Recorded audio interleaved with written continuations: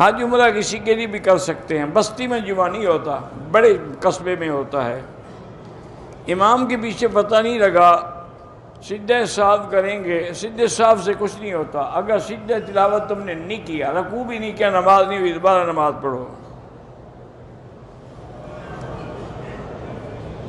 فقیہ کے بارے میں یہی ہے کہ اللہ نے خود حکم دیا فَلْيَتَفَقَّهُوا فِي الدِّينِ، اور اللہ کے نبی نے بھی فرمایا ہے کہ مَن يُرِدِ اللَّهُ بِهِ خَيْرًا، جس سے اللہ بھلائی چاہتے ہیں اس کو دین کی فقہ سمجھ عطا فرماتے ہیں۔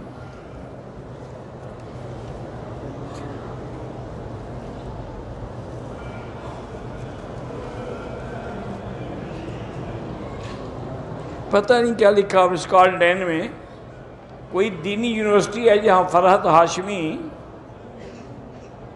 صاحبہ نے سارے اسلامی ممالک کو چھوڑ کر دین متین کی پی ایچ ڈی کی، تو وہی اس سے پوچھے مجھے کیا پتہ ہے۔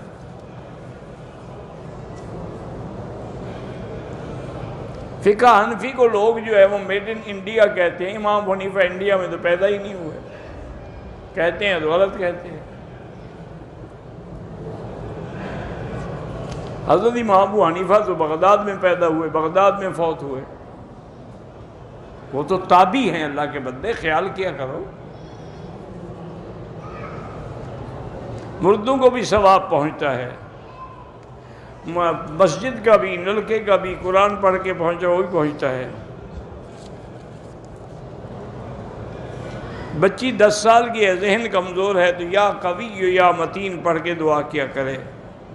عمر 13 سال ہے، بول نہیں سکتی، تو رب اشرح لی پڑھ کے اس کو پلایا کریں۔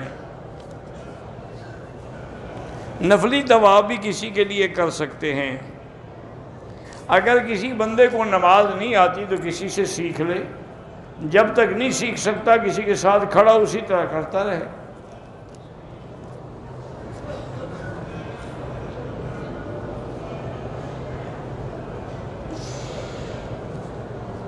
کہتے ہیں کہ ایک بریلوی کہتا ہے کہ مصطفیٰ اترے مدینے میں خدا بندو، بھئی میں نے تو نہیں کہا اللہ کے بندے، یہ ان کی کتابوں میں باقاعدہ شعر ہے۔ جو مستوی تھا عرش پہ خدا ہو کر، اتر پڑا ہے مدینے میں مصطفیٰ ہو کر، یہ میں نے تو نہیں کہا، انہوں نے کہا ہے، وہ جانے، ان کا کام جانے۔ اب پتہ نہیں، اللہ تو عرش سے بھی نیچے آ گیا، باقی کام کون کرے گا؟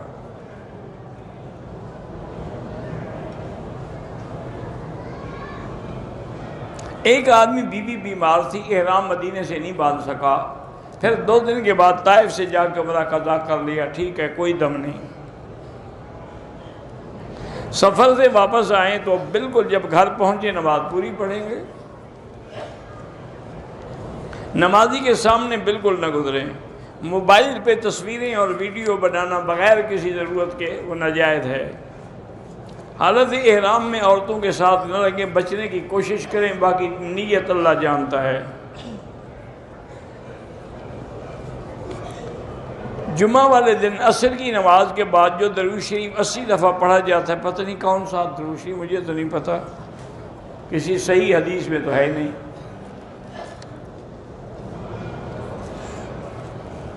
آئس کریم حالت احرام میں کھا لیں، اگر خوشبو ہے تو نہ کھائیں۔ کہ ہمشیرہ مہر خطاب کی میر خطاب بیمار، اللہ سب کو شفا دے۔ بغیر وضو کے بھی احرام باندھ سکتے ہیں، ہاں باندھ سکتے ہیں۔ گاڑی 2 سال کے بعد بیچیں، گاڑی کی زکوٰۃ ہوتی ہی نہیں، اس سے جو پیسے ملیں گے آپ کو اس کی زکوٰۃ دیں گے آپ۔ کچھ مولوی کہتے ہیں کہ فاتحہ کے بغیر نماز نہیں ہوتی، تو ہم بھی کہتے ہیں کہ فاتحہ کے بغیر نماز نہیں ہوتی، لیکن مجھے وہ نماز تو بتاؤ جس میں فاتحہ نہ ہو، وہ نماز تم ڈھونڈ کے بتاؤ، مسئلہ میں سمجھا دوں گا۔ میں نے نہیں پڑھی، امام نے پڑھی، نماز میں تو فاتحہ آ گئی نا۔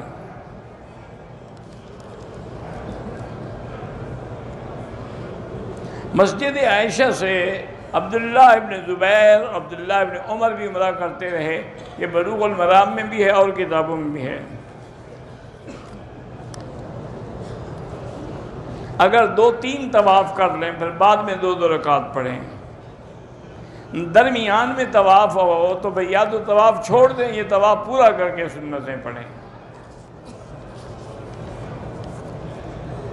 میں یمبو سے 10 دن پہلے احرام باندھ کے عمرہ کر چکا ہوں، اب کسی کام مکہ آ رہا ہو، اگر کام کے لیے آ رہے ہیں تو بغیر احرام کے آ سکتے ہیں۔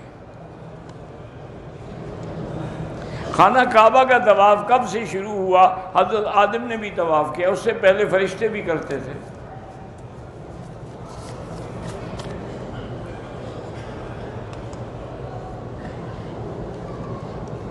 بہرحال ایک عورت فوت ہو گئی، محلے والے نے کہا شیعہ تھی، کسی نے کہا سنی تھی، ہو گیا جو ہو گیا، اللہ کو تو پتہ ہے نا سنی تھی یا شیعہ تھی۔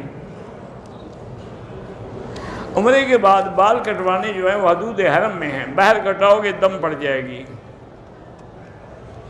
دم والے بکرے جو ہیں ہم اسکان بن لادن میں دے سکتے، وہ حدود حرم سے باہر ہے تو نہیں دے سکتے۔ بہنوئی اور بہن کے ساتھ حج پہ آ سکتی ہیں۔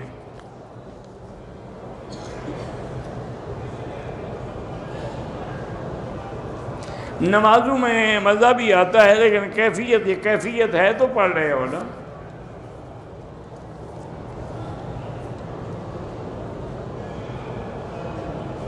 میں نے خواب میں دیکھا تھا، آپ کو بوسہ بھی دیا تھا، چلو جی اللہ قبول کرے۔ نماز پڑھتے ہوئے سیدھے والی جگہ پہ نظر رکھیں۔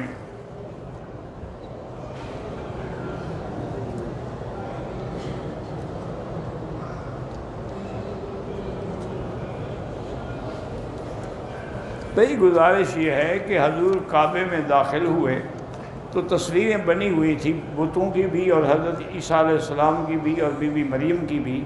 حضور وہ مٹانا چاہتے تھے تو اندر کوئی سیڑھی تو تھی نہیں۔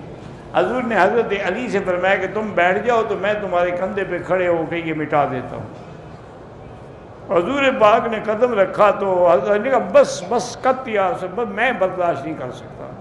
حضور نے فرمایا اچھا تم میرے کندھے پہ کھڑے ہو کے صاف کر دو۔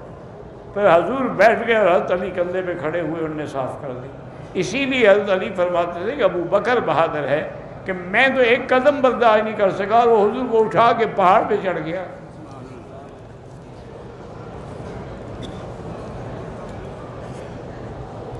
میں نے خواب دیکھا اچھا خواب ہے، ٹھیک ہے، کیوں بتانے کی کیا ضرورت ہے؟ جن کی والدہ ان کے اللہ مغفرت فرمائے۔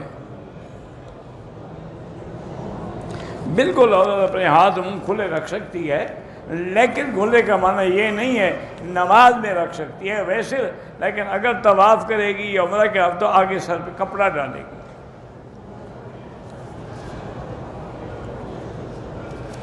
صرف لا الہ پڑھا سب کچھ پڑھا جا سکتا ہے۔ میں نے احرام پاکستان سے باندھا، نیت دبئی سے کی تھی، ٹھیک ہو گیا، اس سے پہلے ہی واپس بھیج دیا گیا، بالکل دم ہے۔ تو طائف جائے تو واپسی پہ عمرہ ضروری ہے۔ دجال بھی بیت اللہ کا طواف کرے گا؟ ہاں کرے گا، حضور نے خود خواب میں دیکھا کہ طواف کر رہا ہے، تو اس لیے محدثین نے فرمایا کہ وہ جب دجال ہونے کا دعویٰ کرے گا تو پھر مکے میں نہیں آئے گا، اس سے پہلے کیوں نہیں آ سکتا؟ سمجھتے آپ ہیں نہیں، بس آپ کی کتاب پڑھی تھی۔ نبی سے محبت کی نشانی یہ ہے کہ ان کی قدم بقدم چلیں، ان کی سنت پہ چلیں، ان کے طریقے پہ چلیں۔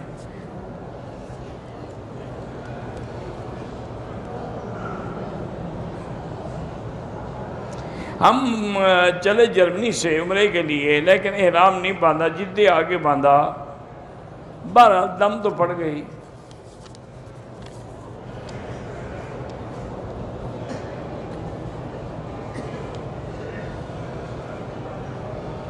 بہرحال گڑے میں جو کافر ہندو تانت ڈالتے ہیں وہ بھی حرام ہے، داڑھی کو گرے لگانا بھی حرام ہے بالکل۔ تانت کہتے ہیں یہ ہندو لوگ جو ہے گلے میں دھاگا بنا کے خاص پہنتے ہیں اور داڑھی کو باقاعدہ گونتے ہیں۔ مقروض ہوں تو استغفار زیادہ پڑھا کرو۔ بچے کارٹون دیکھتے ہیں تو کوئی کارٹون دیکھنے سے کوئی فرق نہیں پڑتا، اولاد نہیں ہے تو سورۃ یوسف پڑھ کے دعا کیا کریں۔ ایک عورت جس کا شوہر فوج میں تھا اس کی بیوی کو اطلاع ملی کہ شوہر شہید ہو گیا ہے، 1 سال بعد اس کی بیوی کسی اور آدمی کے ساتھ شادی کر لی، 1 سال 6 مہینے کے بعد پہلا شوہر آ گیا، وہ شادی حرام ہے، وہ پہلے شوہر کی رہے گی، اس کو 3 سال انتظار کرنی چاہیے تھی۔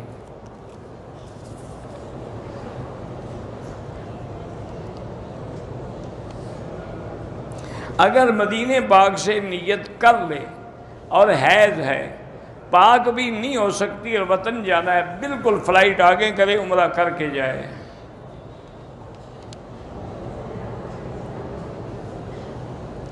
اگر پیدا ہونے والے بچے کے بالوں کو آدھا کاٹ کے، آدھا نہیں پورے بالوں کو اس طرح پھروانا ہوتا ہے، پھر وزن کر کے اتنی چاندی کی قیمت خیرات کرے۔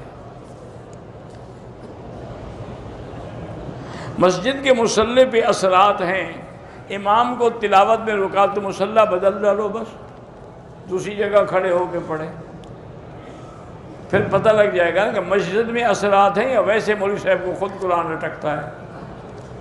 اب وہ اپنا پردہ رکھنے کے لیے کہتا ہے بھی مصلی میں اثرات ہو گئے ہیں، بھی مصلی بدل دو۔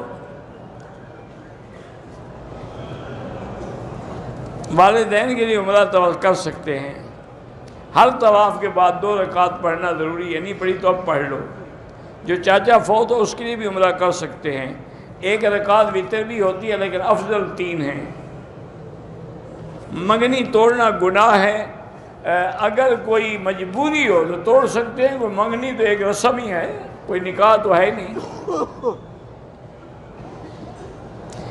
سفر میں بھی فجر کی سنتیں پڑھنی ہوں گی، کیونکہ یہ 2 رکعت حضور کو بڑی محبوب تھیں۔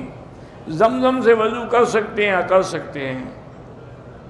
اگر حلق نہ کرائے بلکہ سر کے چاروں طرف ٹک لگائے، دم پڑ جائے گی۔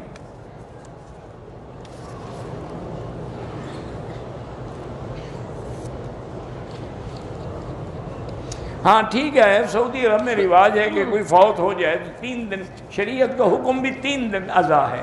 مغرب سے عشاء تک وہ ادا کے لیے بیٹھتے، عشاء کے بعد کھانا کھلاتے۔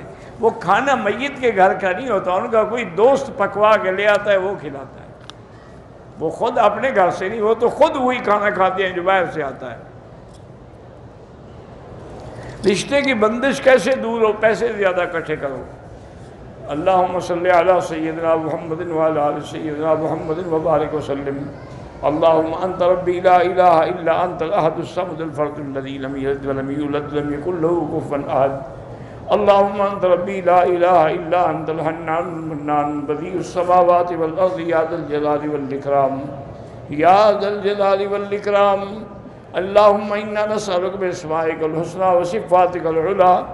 اللہم استرنا بسترک الجمیل۔ اللہم استر عوراتنا، آمن رواتنا، خفف لواتنا۔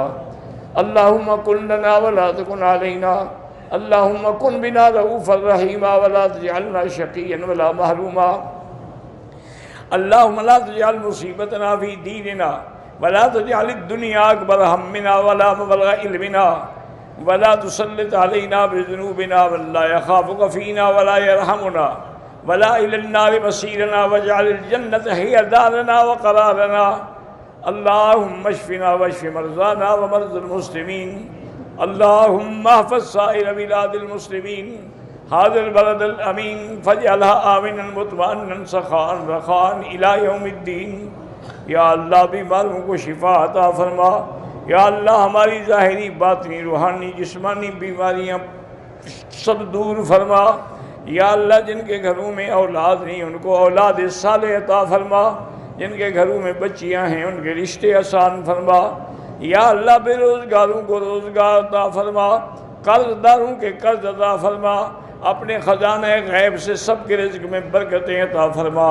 تمام آنے والوں کا عمرہ عبادت زیارت منظور و مقبول فرما۔ یا اللہ تمام مسلمانوں کو اور مسلمان ملکوں کو اور اس بلد الامین کو کرونا وائرس کے عذاب سے محفوظ فرما۔ یا اللہ ہر موذی مرض سے محفوظ فرما۔ اللہم انا نعوذ بک من البرص والجنون والجذام ومن سیء الاسقام۔ یا اللہ پوری دنیا میں مساجد مدارس کی حفاظت فرما، علماء کی حفاظت فرما۔ یا اللہ مسلمان جو کشمیر میں ہیں، فلسطین میں ہیں، حلب میں ہیں، شام میں ہیں، ہندوستان میں ہیں، عرب میں ہیں، عجم میں ہیں، افغان میں ہیں، یا اللہ ان کے جان مال آبرو عزت کی حفاظت فرما۔ یا اللہ آج مسلمانوں پر دہلی میں کشمیر میں ہر جگہ ظلم کی انتہا ہو گئی ہے، یا اللہ ان ظالموں پر اپنا قہر نازل فرما۔ اللہم انزل علیہم باسک الذی لا یرد عن القوم المجرمین، اللہم انزل علیہم باسک الذی لا یرد عن القوم المجرمین۔ یا اللہ پاکستان کی حفاظت فرما، یہود ہنود اور قادیانیوں کے فتنے سے محفوظ فرما۔ ربنا تقبل منا انک انت السمیع العلیم وتب علینا انک انت التواب الرحیم، وصلی اللہ تعالی علی خیر خلقہ سیدنا محمد وعلی آلہ وصحبہ اجمعین۔ اللہم صلی علی سیدنا محمد وعلی آل سیدنا محمد وبارک وسلم۔